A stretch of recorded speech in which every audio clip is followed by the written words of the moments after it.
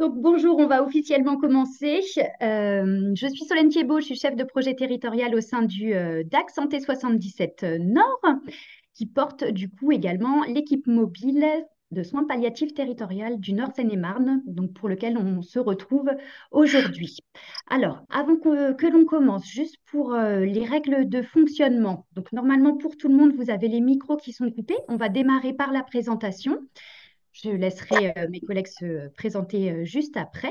Vous pouvez poser dans le chat vos questions au fil de l'eau, mais on aura à la fin de la présentation un temps d'échange, hein. Donc, si vous souhaitez prendre la parole, également, n'hésitez pas à vous manifester. Pour rappel, le webinaire est enregistré afin de pouvoir être mis à disposition en replay sur notre chaîne YouTube pour la suite. Et enfin, à la fin de la présentation, je vous mettrai un petit lien dans le chat vers un petit questionnaire de satisfaction afin de pouvoir nous faire vos retours. Et on vous fera également parvenir le diaporama de la présentation. Et du coup, sans plus attendre, je vais laisser mes collègues se présenter.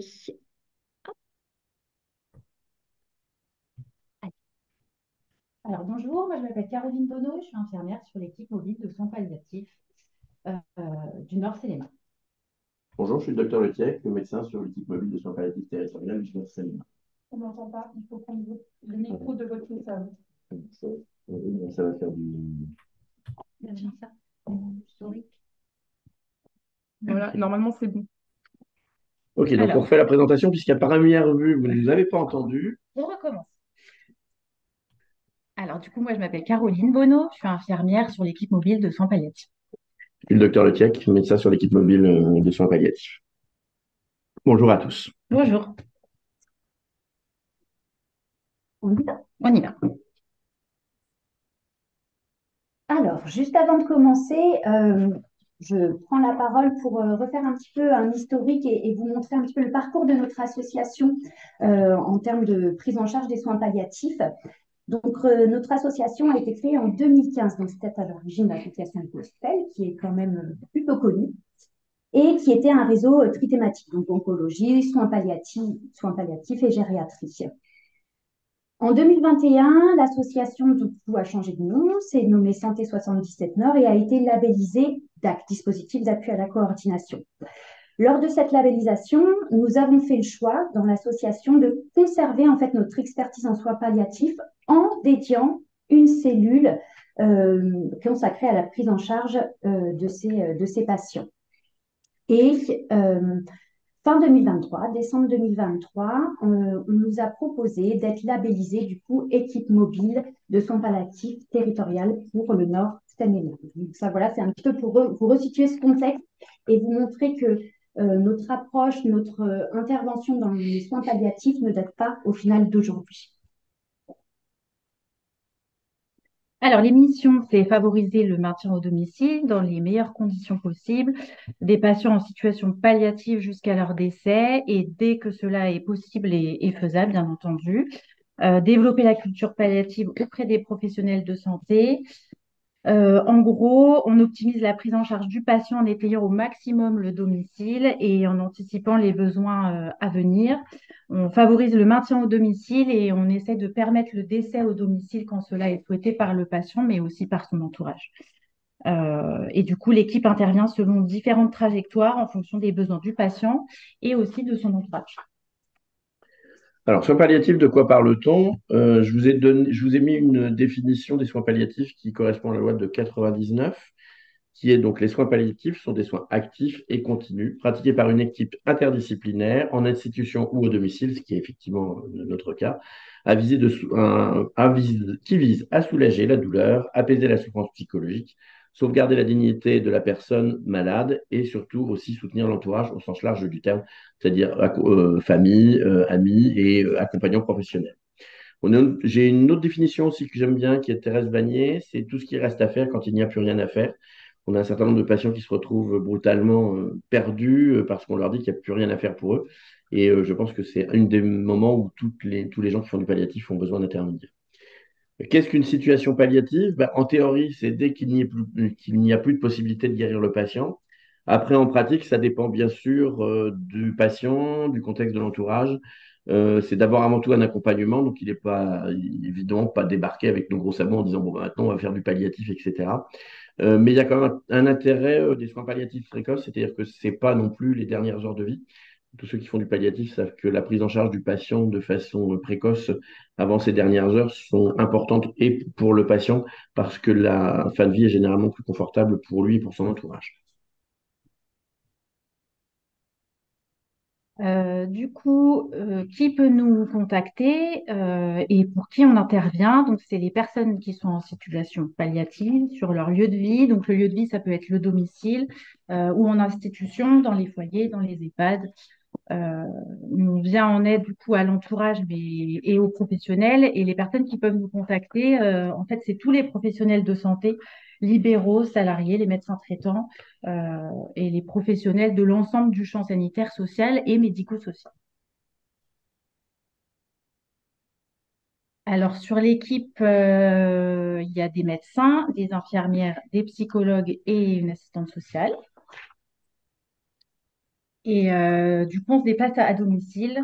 Il est rare que les personnes viennent nous rencontrer. C'est nous qui nous déplaçons. Et le territoire d'intervention, du coup, est assez vaste parce qu'on fait tout le nord de la Seine-et-Marne.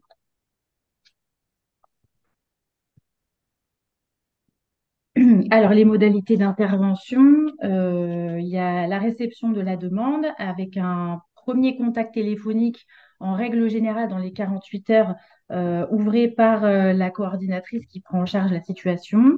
On fait des visites soit seul, soit en binôme ou avec le partenaire qui nous oriente la situation. Seul, du coup, en binôme, ça peut être avec le médecin ou une autre collègue infirmière ou la psychologue ou l'assistante sociale. Du coup, on fait une évaluation des besoins, santé, sociale, de l'entourage, de l'environnement et bien sûr des problématiques de douleur. Et puis ensuite, on coordonne et on fait le suivi des actions, mise en œuvre du projet de maintien à domicile, la coordination avec le cercle de soins et le soutien aux proches aidants surtout. Voilà.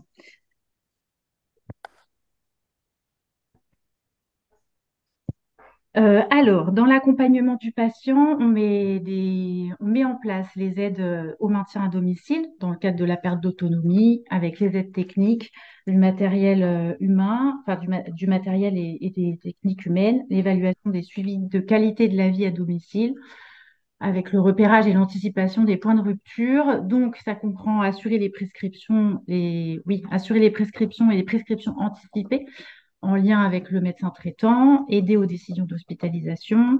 On rédige aussi les fiches de liaison du SAMU, la fiche urgence Pallia, avec lequel on travaille pas mal, si possible, et en transmission avec les acteurs qui sont à la maison ou dans l'EHPAD ou le foyer.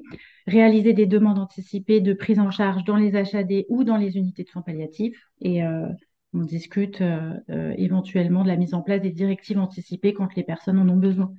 On fait beaucoup de liens avec les acteurs de la prise en charge, les gens qui sont déjà sur la situation. Et il y a la possibilité d'un accompagnement psychologique pour le patient et pour sa famille.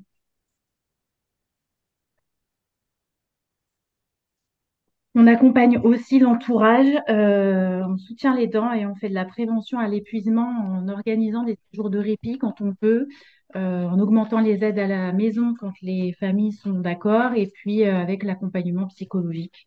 Et on fait aussi de l'accompagnement à la réflexion éthique des proches.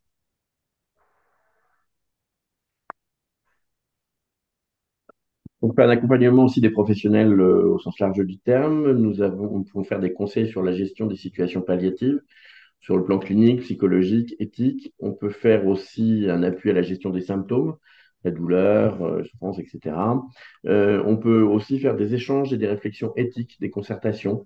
On fait beaucoup de soutien sur des équipes par des réunions, notamment en EHPAD et en masse, puisque les EHPAD et en masse sont amenés de plus en plus à gérer des patients, soit palliatifs, éventuellement jusqu'à la fin de vie. Donc ça, c'est important. Et on participe aussi éventuellement à des discussions, des décisions collégiales pour les prises en charge plus complexes dans le cadre d'interrogations éthiques sur la prise en charge du patient et en particulier quand il y a d'autres choses, d'autres demandes, quand il y a des demandes de suicide assisté, etc. Et puis, il y a une sensibilisation, bien sûr, à la démarche palliative auprès des professionnels qui le désirent.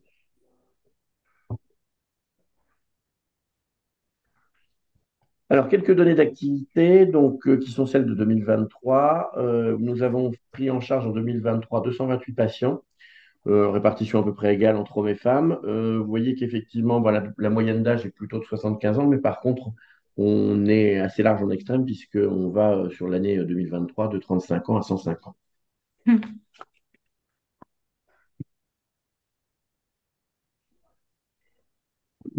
Profil d'orientation, on a effectivement une grosse part de l'orientation qui vient du milieu hospitalier, hein, pour une prise en charge à domicile. Souvent, bah, soit quand les patients ne peuvent plus être pris à titre curatif, soit aussi quand leur état de physique fait que les déplacements à l'hôpital, qui peuvent être loin, parce qu'il y en a quand même beaucoup qui sont suivis sur Paris, devient compliqué et où l'équipe hospitalière a besoin d'une prise en charge au domicile. Et puis, bien sûr, vous avez les médecins traitants, les HAD, l'entourage, les EHPAD, et puis bah, tous les professionnels de santé à domicile, les infirmières.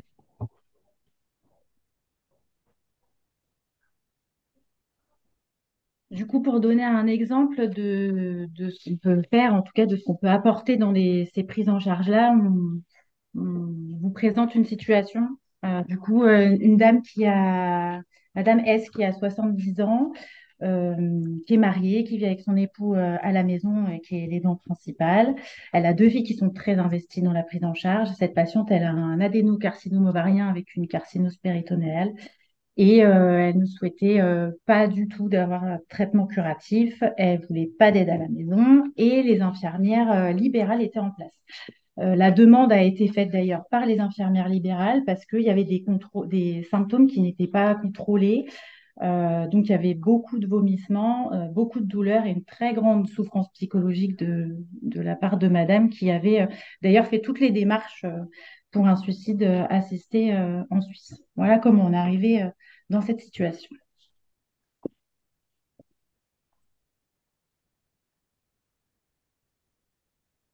Le diaporama ne suit pas. Alors, lors de la première visite à domicile, on l'a fait, donc, c'était moi et Caroline, effectivement. On était accompagné aussi d'une psychologue, effectivement, vu la description, on pensait que c'était important de la prise en charge de la composante psychologique. Effectivement, on était sur une famille qui était en grande détresse psychologique, une patiente qui avait des sommeils très perturbés, qui avait des douleurs, des vomissements incoercibles qui n'étaient plus calmés par les traitements Péros. Il y avait vraiment une. Mais par contre, elle ne voulait pas d'aide à domicile puisqu'elle restait malgré tout assez autonome et que de toute manière, elle a une famille très entourante qui gère la situation. Et les infirmières étaient effectivement très embêtées parce que la patiente était très difficilement perfusable et qu'elles voyaient bien qu'elles étaient en échec, alors en échec, en compliqué, que la prise en charge alors à ce moment-là, par elles, était compliquée, qu'elles avaient besoin d'aide. Attends, je ne sais pas. Il y a plusieurs personnes qui me disent qu'il n'y a pas de son. Ah, mais pourtant. Hop. Est-ce que juste quelqu'un peut nous dire si on nous entend bien parce que vous êtes plusieurs à nous signaler des difficultés de Nous, son. ça va, Ok, ça va. Pour d'accord, moi, très tout va bien. bien. Merci. Moi, je vous reçois bien. Oui, moi aussi, très bien. Ok, Ok, très bien. parfait. Donc, je vais peut-être reprendre là, du coup, sur cette diaporama-là. Donc, la première visite, donc, effectivement, nous l'avons fait avec l'infirmière, moi et le reste, et une psychologue. Effectivement, devant la détresse importante de l'entourage et de la famille, il nous paraissait important qu'on ait un accompagnement psychologique. Donc, nous sommes tombés effectivement dans une situation d'une femme très entourée, qui avait une importante détresse psychologique, avec un sommeil très perturbé, des douleurs et des vomissements qui n'étaient pas calmés par les traitements Péros, sur une patiente qui était très difficile à perfuser, et donc pour lequel les infirmières avaient besoin d'un soutien et d'une aide à domicile. Ouais. Du coup, on a proposé la mise en place d'un pipeline à ce moment-là pour être très efficace, surtout sur les traitements qu'on passait pour l'anxiété et les vomissements. Donc, la dame a accepté. On a pu adapter très bien les traitements antalgiques et anxiolytiques. Et puis, on a continué l'accompagnement psychologique pour elle et pour son époux notamment, avec la mise en place de soins de support, avec de l'hypnothérapie pour lequel elle a très, très bien répondu. Donc, ça a un peu apaisé tout ça. Euh, En fait, on a continué la prise en charge, donc ça a duré à peu près 6 mois de mémoire, à raison d'une visite. Alors, au tout début de la prise en charge, c'était une visite tous les 15 jours.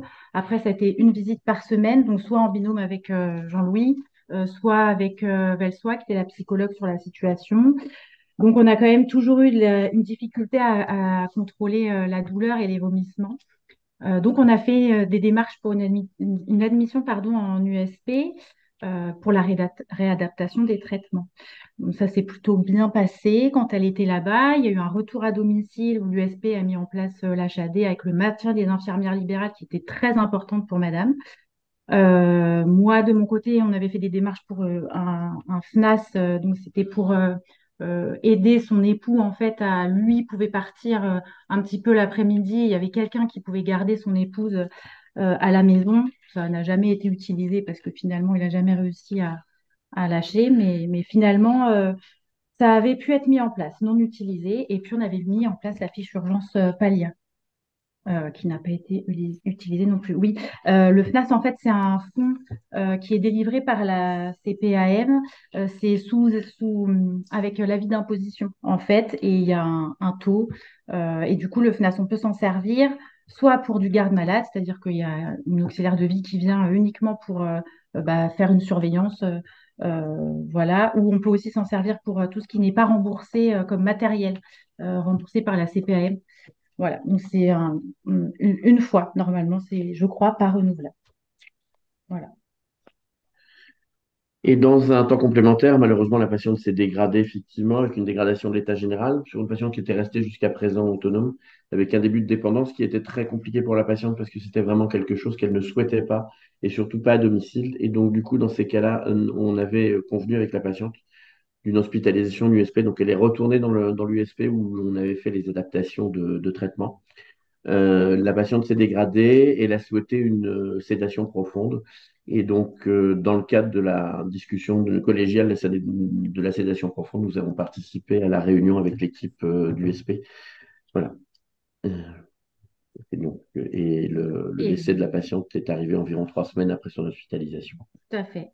Et pour finir, du coup, on accompagne aussi les familles en post-deuil quelque temps, soit par la psychologue, soit effectivement, ils peuvent nous revoir, hein, on revient à la maison et en général, ça dure moins de 3 mois. Voilà. On a choisi là, cette situation parce que ça englobait à peu près tout ce qu'on peut faire. Enfin, on peut faire encore plein de choses, mais c'est assez complet dans les missions qu'on peut apporter chez les gens. Donc, pour nous contacter du lundi au vendredi, de 9h à 18h. Vous avez donc le numéro de téléphone Ah, 01 83 61 62 00. Après, vous avez donc les deux adresses mail qui sont contact@dac77nord.fr, secrétariat@dac77nord.mssanté.fr, qui là est sécurisé. Et vous avez effectivement le site internet dac-santé77nord.fr. Et pour revenir pour le contact, que si vous avez des situations où vous ne savez pas si éventuellement les patients sont étiquetés palliatifs ou pas palliatifs, de toute manière, les numéros de téléphone arrivent sur la même cellule du DAC, c'est quelque chose qu'on a gardé, ce qui fait que de toute manière, c'est nous qui éventuellement, si vous avez des doutes, réorientons la demande sur de l'onco, du pallia complexe, etc. Voilà, donc n'hésitez surtout pas à nous contacter en vous disant, ah, mais elle est peut-être pas encore complètement palliative ou pas. De toute manière, la situation, bien sûr, de toute manière, charge à nous de vous répondre et d'assurer l'orientation le mieux possible.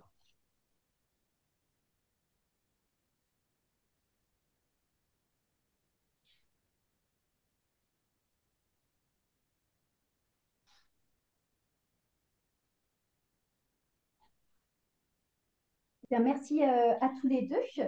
Alors, on a déjà quelques questions qui sont apparues dans le chat.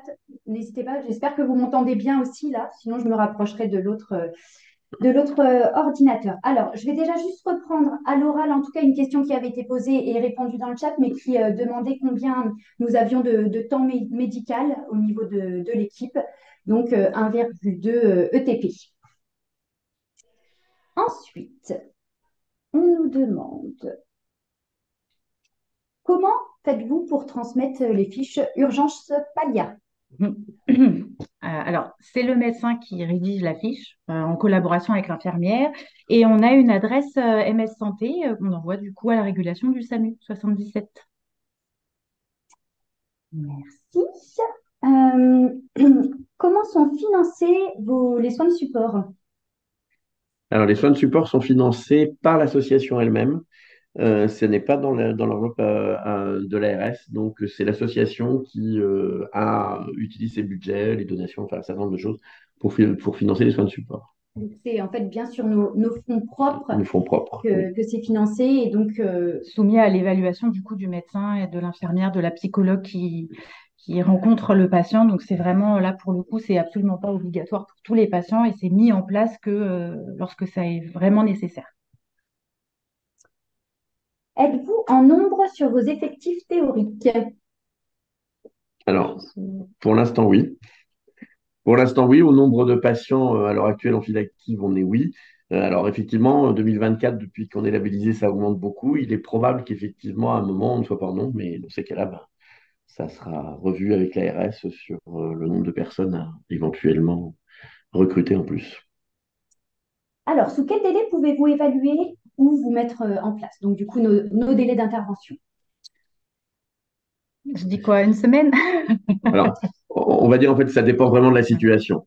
C'est-à-dire que le but, c'est, on essaie, ce qu'on disait, on essaie d'avoir un premier contact en 48 heures téléphoniques, Oui, voire ça, oui. quelquefois même plus court, en fonction de la présentation de la situation. Après, en fonction des interrogations qu'on a, des demandes qu'on a, notre délai d'intervention est plus ou moins rapide.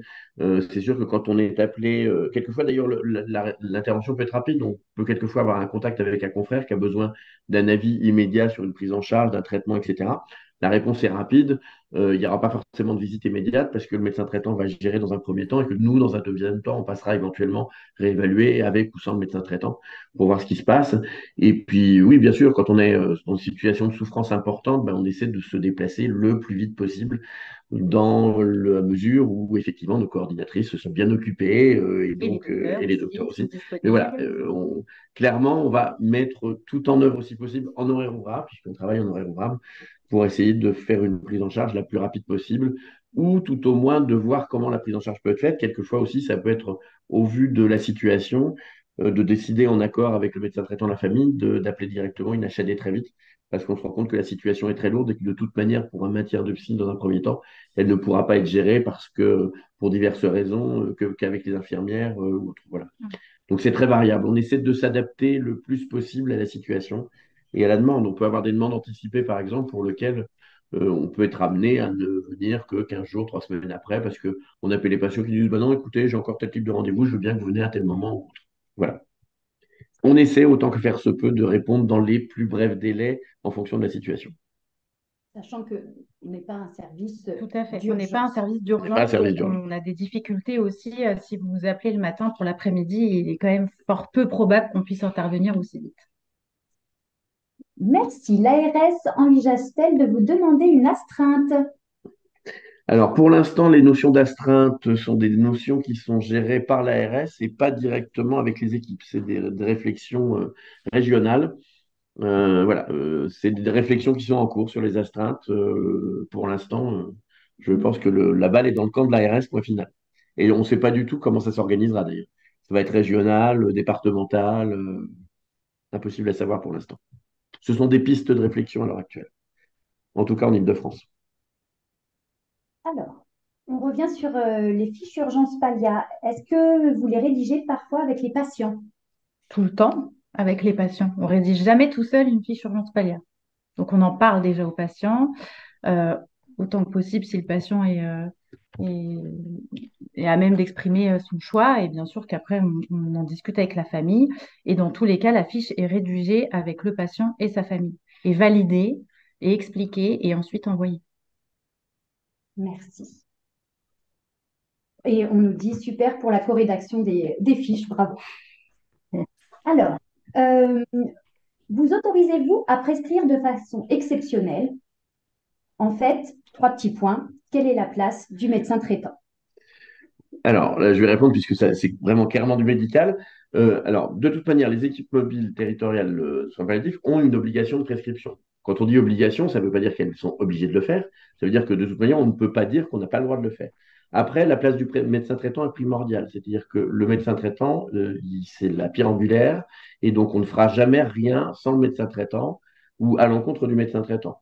Après, on peut être amené quelquefois sur des situations d'urgence à faire des modifications, parce qu'il y a une modification à faire en urgence, mais de toute manière, le médecin traitant est prévenu, et c'est souvent en accord avec le médecin traitant qu'on essaie de joindre, parce que le but, c'est d'être plusieurs sur la situation, de pouvoir en discuter ensemble. Et donc, pour faire suite à ça, comment faire lorsque le patient n'a pas de médecin traitant? Et ben, quand le patient n'a pas de médecin traitant, ben, soit on arrive à en trouver un, ce qui est possible, ce qui est quand même de plus en plus rare dans le cadre de la Seine-et-Marne, ben, soit effectivement, étant donné qu'on est une équipe qui a la possibilité de prescrire, on prescrit effectivement pour que le patient soit pris en charge correctement. Oui, et puis des fois, ça nous arrive aussi souvent d'essayer de se mettre en lien avec les oncologues qui sont présents ou une équipe qui est déjà construite. On a des équipes mobiles euh, sur Paris, notamment, qui nous orientent quand même beaucoup de patients avec lesquels on arrive à bien travailler. Donc souvent, quand on a une problématique de prescription, on peut aussi les appeler ou leur demander. Ça marche bien avec les équipes mobiles. En particulier avec les HAD, par exemple, vous avez des HAD qui sont plus ou moins proches au sens géographique du terme, et il y a des HAD avec lesquels, par exemple, on fait des échanges. C'est-à-dire que c'est nous qui allons, par exemple, passer au domicile, mais on va faire l'échange avec le médecin de l'HAD sur la décision. Et dans ces cas-là, c'est souvent d'ailleurs le médecin de l'HAD qui fait la prescription parce qu'ils ont des prescriptions informatisées, donc c'est eux qui font la prescription. Donc c'est vraiment le but, c'est de faire un échange pour la meilleure prise en charge possible du patient. On n'est pas là pour squeezer les professionnels présents. D'abord parce qu'on ne pourrait pas, de toute façon, et puis que ce n'est pas le but. On va reparler de l'HAD après. Il y a une question, mais avant ça, que faire lorsque le médecin traitant souhaite gérer seul et ne souhaite pas que l'on fasse appel à vous, alors que le patient et sa famille sont d'accord? Bah, c'est le patient qui est d'accord. C'est le patient qui décide. Bah C'est une oui. question là. Voilà, c'est le patient qui décide quoi qu'il arrive. Mais comme quand on nous oriente, des fois, il arrive qu'on fasse des demandes en nous disant bah, la famille n'est pas, le patient n'est pas au courant. Si on n'a pas l'aval du patient, on ne peut pas intervenir. Alors, bien sûr, patient conscient et capable d'exprimer ses désirs. Voilà. Ça peut être différent sur les EHPAD, sur éventuellement des patients euh, avec des déficits cognitifs. Euh, Très bien, donc on va passer à la question en lien avec l'HAD. Donc Jean-Louis, tu en parlais un petit peu. Quelles sont vos interactions avec l'HAD? Dans quel cas c'est plutôt vous et dans quel cas c'est plutôt eux? Alors, c'est pas plutôt l'un ou l'autre. En fait, c'est de la. Quand nous, on n'est pas. L'HAD, on la met. Enfin, une HAD se met en place quand on part du principe que la prise en charge du patient au jour le jour, pour des raisons techniques ou autres, ne peut pas être gérée par les professionnels extérieurs. Soit parce qu'il n'existe pas, c'est possible aussi. On a des secteurs Il où n'y a pas de malheureusement libéraux. il y a pas de libéraux, ou il y a des libéraux qui ne veulent pas faire de palliat. C'est pas du tout une critique, hein, c'est des libéraux qui n'ont pas le temps et l'expérience pour pouvoir le faire. Ça peut être sur des patients, effectivement, qui ne veulent pas du tout être hospitalisés, pour lesquels, du coup, il y a une prise en charge qui nécessite une prise en charge plus lourde, en particulier sur le nursing. On peut avoir des patients qui sont très lourds en nursing où c'est très compliqué de le faire.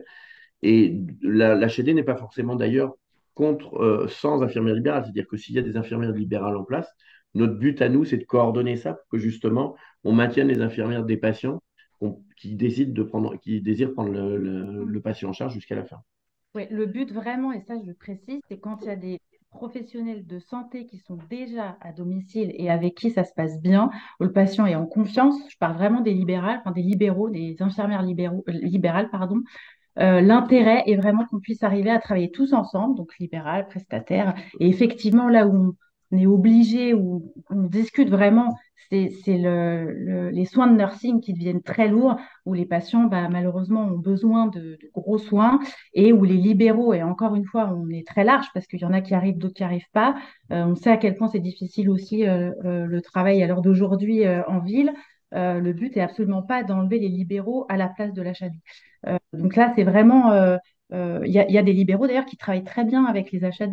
Donc ça dépend. Après, c'est tout un travail tous ensemble. Mais encore une fois, le but, je pense que c'est d'arriver à travailler ensemble, mais pour le patient. Et si un patient nous dit on veut garder nos infirmières libérales, on fera ce qu'il faut pour garder les infirmières libérales autant que possible. Après, il y a la surveillance 24/24 avec les HAD, des fois qui est vraiment nécessaire euh, et que malheureusement les libéraux ne peuvent pas assurer. Donc, Et on parlait justement de l'astreinte tout à l'heure, c'est aussi quelquefois une des raisons, c'est parce que vous pouvez avoir des situations dans lesquelles on a besoin d'une astreinte médicale et qu'il n'y a qu'avec à l'heure actuelle, avec une HAD, qu'on peut assurer une astreinte médicale s'il n'y a pas un médecin traitant qui peut assurer effectivement la prise en charge de nuit ou de Mm. férié week-end. Merci. Alors, une petite question. Alors, si une équipe d'USP est présente sur la structure hospitalière, le patient souhaite le retour à domicile, doit-on vous avertir ou le service de l'USP le fait directement? Bon, normalement, généralement, c'est le service de l'USP qui le fait directement. Je dirais qu'à la limite, plus il y a d'informations, mieux on se porte. Donc, c'est toujours bien quand tout le monde informe, comme ça, on est sûr que l'information est donnée. Mais en théorie, généralement, l'équipe informe.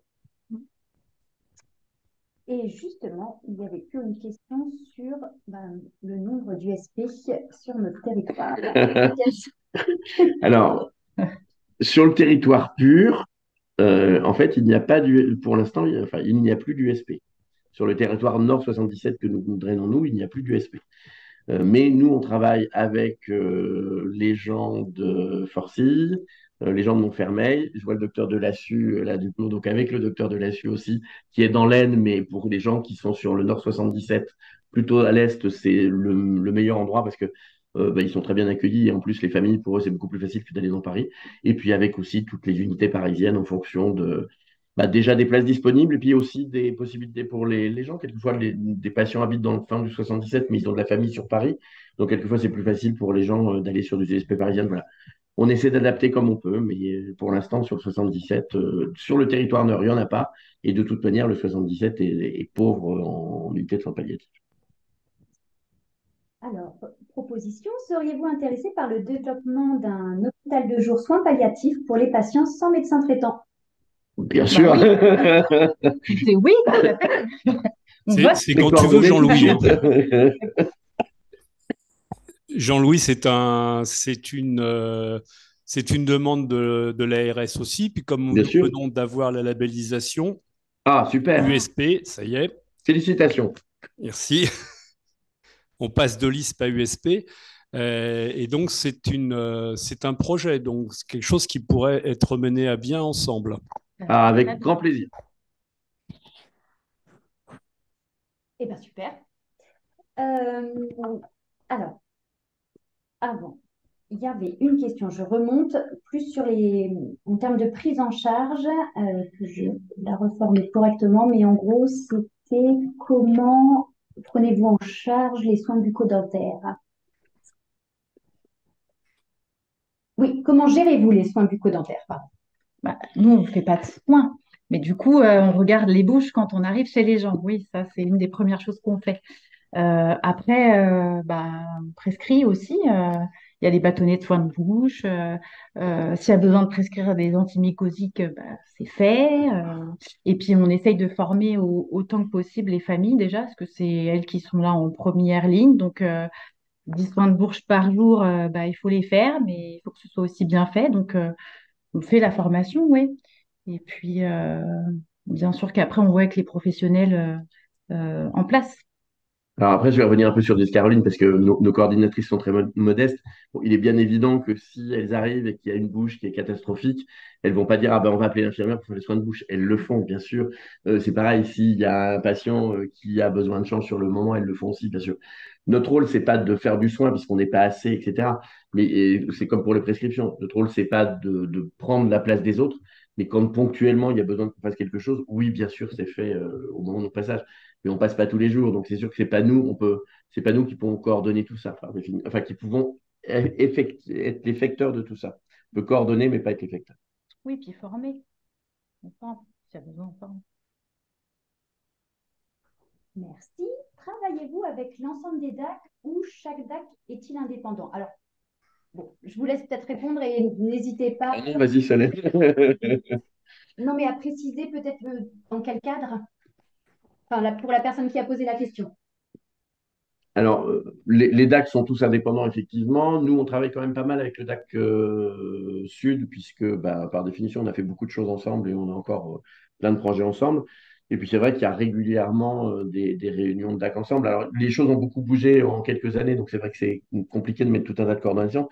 Il y a déjà dans un premier temps, on a coordonné les DAC, puis là maintenant on dit aux DAC, ah bah oui, bah, vous avez des équipes mobiles aussi. Puis dans certains territoires, les équipes mobiles de soins palliatifs ne sont pas prises en charge par les DAC et sont prises par d'autres structures. Donc effectivement, la question est compliquée à répondre d'une certaine façon parce que ça dépend en fait avec qui on travaille et comment. Mais ça nous arrive, par exemple, alors, pour faire un truc simple, des patients qui, par exemple, sont dans le 77 et qui vont se rapprocher de leur famille et qui vont changer de territoire. Oui, bien sûr, on va prendre contact avec les équipes sur place pour s'assurer qu'il y ait un suivi, une continuité de soins pour que la prise en charge soit faite. Et là, oui, effectivement, bah, on contactera du DAC si c'est du DAC, une USP si c'est une USP, une équipe mobile si c'est une équipe mobile. Et après, bon, voilà, n'hésitez pas à préciser la question. De façon générale, j'ai envie de dire les DAC ou même les équipes mobiles territoriales de soins palliatifs en Île-de-France, on a tous des missions, enfin, on a des missions communes, enfin, pour chaque dispositif. Et on a des interactions, effectivement, c'est souvent quand on a des patients qui changent de territoire et après des temps de travail Oui, commun, bien sûr. ça existe aussi. Prenez-vous les enfants en charge? Alors, dans les missions, effectivement, des équipes mobiles territoriales de soins palliatifs, il n'y a pas de limite d'âge. Effectivement, pour l'instant, il n'y a pas beaucoup de compétences pédiatriques dans le cadre du 77 Nord. C'est pas une contradiction. Il y a surtout l'équipe mobile Palipède qui intervient sur l'ensemble du 77, de l'Île-de-France et donc du 77. Ça nous est arrivé effectivement d'avoir des activités communes parce qu'on a besoin de leur expertise et de leur expérience et qu'éventuellement eux ont besoin de notre proximité de terrain pour qu'on puisse effectivement faire une coordination de prise en charge. Si. Et alors, je pense, on demande, ça serait intéressant de connaître vos profils professionnels, donc peut-être que vous pouvez le redire. Et je sais qu'on a quelques autres membres de l'équipe, donc si ils veulent se présenter aussi en ligne, je vous laisse Bah, recommencer. vas-y, Qui Caroline. commence? Du coup, je vais essayer de résumer. J'ai été 10 ans aide-soignante, essentiellement en SIAD. Ensuite, bah, j'ai fait le concours d'infirmière. J'ai été diplômée. J'ai travaillé essentiellement en unité de soins palliatifs dans une autre région, sur Bordeaux. Et ensuite, je suis revenue en Seine-et-Marne. Et donc, en fait, mon activité, c'est vraiment soins à domicile, unité de soins palliatifs, essentiellement, depuis 20 ans. Pour compléter, je prends, désolée, je te coupe la parole, Caroline. L'essentiel aussi, c'est que Caroline est en fin de parcours d'un DU de soins palliatifs. Ce qui peut être intéressant. Examen de 6, c'est bientôt. Oui. Julie, tu veux parler des autres infirmières éventuellement? Oui. Oui, je peux compléter. Donc, sur le pôle, bonjour, pardon, je me présente Julie Anglais, je suis la directrice adjointe de l'association, donc qui porte le DAC et l'équipe mobile, comme Solène vous a présenté. Donc, sur nous, le pôle équipe mobile soins palliatifs, nous avons 3 infirmières. Une infirmière, donc Caroline, là, qui est ici présente, qui est en fin de DU de soins palliatifs, une autre infirmière qui a un DU douleur, et notre troisième infirmière, Aurélie, donc la deuxième c'était Émilie, pardon, Caroline, Émilie et Aurélie. Aurélie qui est infirmière en soins palliatifs, mais depuis 15 ans, donc on peut dire qu'elle est accessoirement extrêmement bien formée en soins palliatifs. Sur nos médecins, nous avons Jean-Louis, donc à l'écran, qui lui possède un DU de soins palliatifs. Et Anne Guillerme, qui est à mi-temps sur l'équipe mobile et à mi-temps sur le SAMU, qui, elle, possède un DU de soins palliatifs. Donc, si c'était la question, je crois que c'est le médecin de l'équipe mobile de soins palliatifs qui posait la question. Voilà les formations qu'on a, nous, sur l'équipe mobile. Aujourd'hui, sur la constitution et le cahier des charges, il n'est pas imposé pour le moment de diplôme à proprement parler sur le soin palliatif. Euh, Ça peut être conseillé en tout cas pour l'organisation et la mise en place de cette équipe. Nous, c'était quelque chose qu'on avait déjà anticipé avant la mise en place de l'équipe mobile. Donc voilà. Si.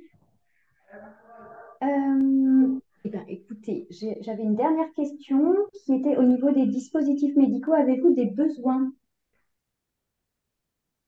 Alors, C'est-à-dire, c'est-à-dire dispositifs médicaux.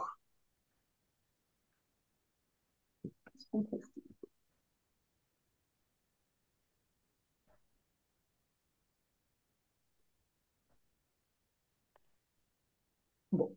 dans cette attente. Alors, bon, je vais essayer de faire une réponse si j'ai bien compris la question. En ce qui concerne le matériel. Oui, alors c'est ça. Donc, en ce qui concerne le matériel, on n'est pas, comme on disait tout à l'heure, on n'est pas effecteur. Donc, pour l'instant, on passe forcément soit par des prestataires ou des HAD.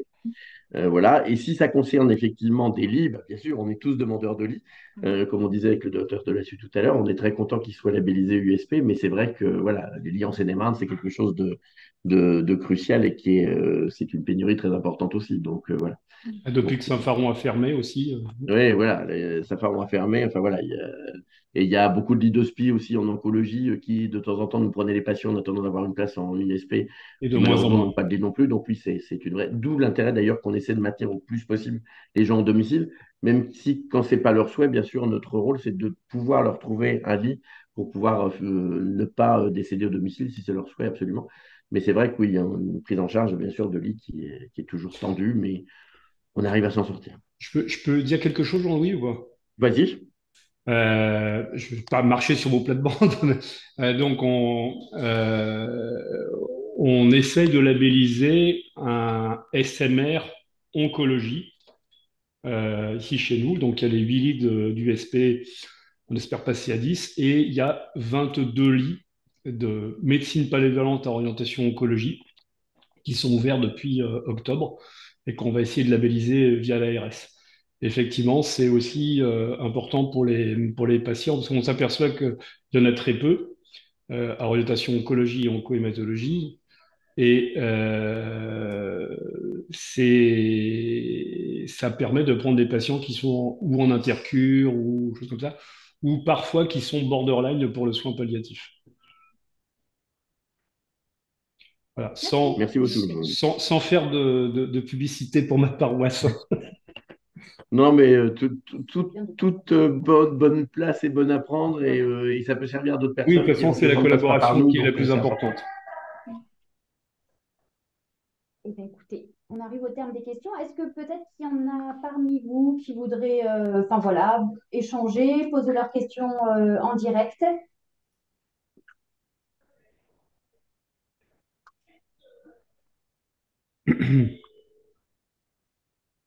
Non. Et ben voilà. Ben merci.